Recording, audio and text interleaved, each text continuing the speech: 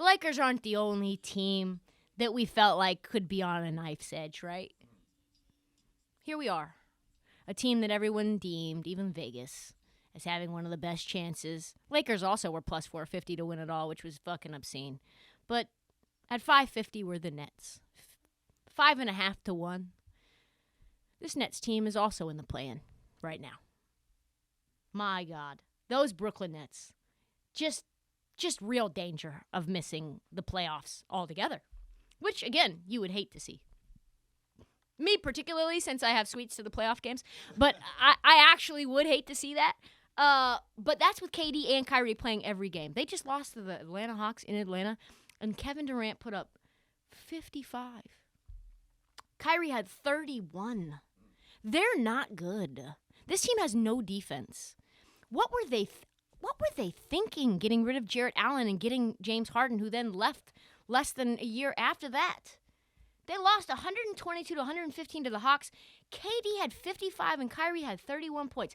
They are the first team in history, folks.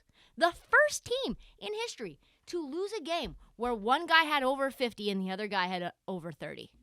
That's never happened before. 80 points combined, more than 80 points combined between two guys, and you can't beat the Hawks, who are another play-in fucking trash garbage squad?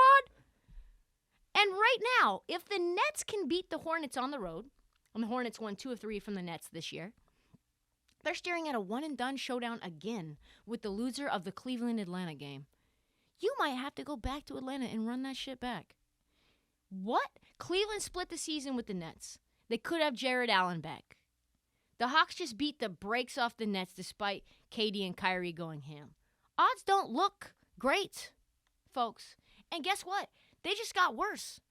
Steve Nash came out and said, oh yeah, Ben Simmons, he's not going to be back until at least after the play-in.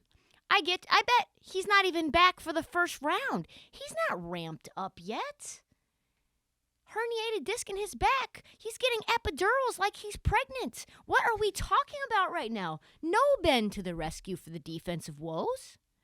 It's just Andre Drummond and an old Blake Griffin and a LaMarcus Aldridge and peyote Nick Claxton out there trying to make something work. What are we talking about? And okay, so then best case, Nets win 2 play-in games.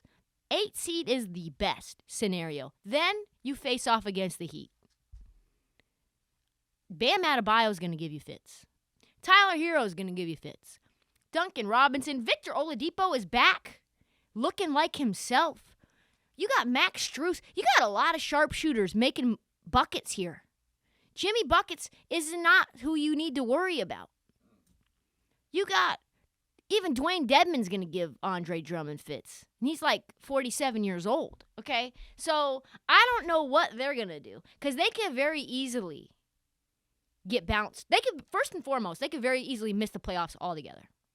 They could also very easily make the playoffs, get bounced out the first round of the Heat. And somehow they're still the third best odds to win it all. So apparently they also could win it all and we wouldn't be surprised.